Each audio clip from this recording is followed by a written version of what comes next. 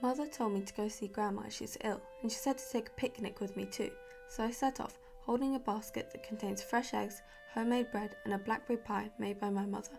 I think about how glad I am to have my red cloak and hood as I skip along the path. Grandma made it for me, so it's extra special, and I even wear it out so much that everybody calls me Little Red Riding Hood instead of my real name. Near my cottage there's a forest that I'm not allowed to play in, but as I'm worried about Grandma, I take the winding path through the woods instead of following the road. The woods are lovely and the sun is shining. I decide to stop and pick up some pretty red flowers to help cheer up Grandma. I also say hello to the rabbits and squirrels.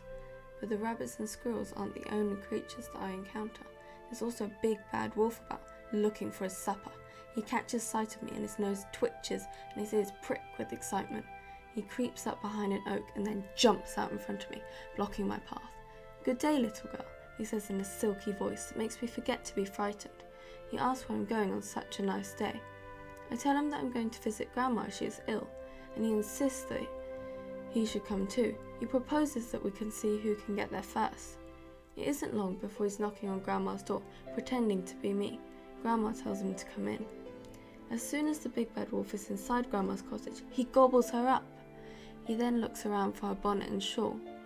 He admires his disguise in the mirror and jumps into the big bed, dragging the duvet up to his black nose. I then arrive at Grandma's cottage and knock on the door. A voice that sounds like Grandma tells me to come in. I walk in and place my picnic basket down on a table. Grandma's house is very untidy, which I assume is because she's very ill. She looks like she's asleep, so I unpack the basket and fill the vase with the flowers.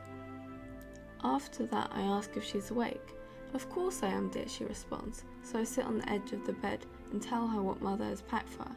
"Come closer and give Grandma a hug," she says in a weak voice. I tell her what big arms she has. "All the better to hug you with," she responds. I tell her what big ears she has. "All the better to hear you with," she responds. And then I tell her in a hushed voice how big her teeth are.